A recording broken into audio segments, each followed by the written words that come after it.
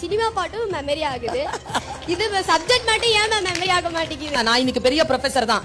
என்னுடைய கார் ஏதோ அங்க நிக்குது. என்னுடைய ஓன் கார், என்னுடைய ஓன் ஹவுஸ், என்னுடைய ஓன் எல்லாமே எனக்கு இன்னைக்கு ஓன்ல இருக்கு. எல்லாமே நான் படிச்ச படிப்பால வந்தது. ஆனா ஒரு சினிமா பாட்டு மனப்பாடம் பண்ணி ஒன்னும் சம்பாதிச்சது இல்ல. நான் எந்த பாட்டை மனப்பாடம் பண்றேனோ அந்த படம் எடுத்தவன் தான் அதை சம்பாதிப்பான். அவன் சம்பாதிக்கணுமா நான் சம்பாதிக்கணுமா நான் தான் முடிவு பண்றேன். என்னுடைய மாச சம்பளம் யூஜிசி ஸ்கேல் 1,65,000 ரூபாய் மட்டும் கையில வரும் மாசத்துக்கு. 2 ஹவர் தான் class. 12 CL, 15 ML, 20 EL, private affairs, அப்புறமா செமஸ்டர் ஹாலிடேஸ்லாம் பார்த்தோம்னா ரொம்ப குறைஞ்ச நாள் தான் வேலை. எது சினிமா பாட்டு மனப்பாடம் பண்ணி கிடைச்ச வேலை இல்ல, பாட மனப்பாடம் பண்ணி கிடைச்ச வேலை. இப்ப நான் அனுபவிக்கிறேன். நீ இப்போ சில விஷயங்களுக்கு நோ சொல்லு, புரியுதா? நான் என் வாழ்க்கையில் இப்படித்தான் இருக்க வேண்டும் என்று நான் முடிவு செய்கின்ற பொழுது என் மனதை நான் நிறுத்துகிறேன்.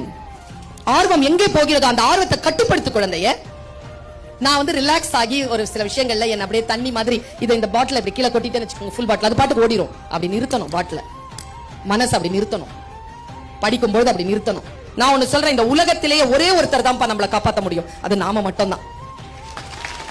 நான் சொல்றதெல்லாம் கூட கரைஞ்சு போயிடும். உன்னை நீ தான் காப்பாத்திக்கணும்.